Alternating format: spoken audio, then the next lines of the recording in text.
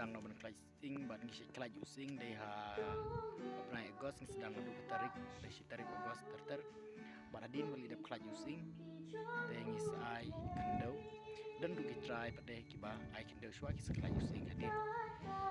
ya minta ngin efek noben kelaju sing mo te ngisu duding kemudian mo ban kelaju sing banyak teruk duding dan ai pinhang ne using don te bang kelaj ni tendung ding tu using lo mi selo you ne using ko bang kelaj de you ne using bang idi ka bang idi mo using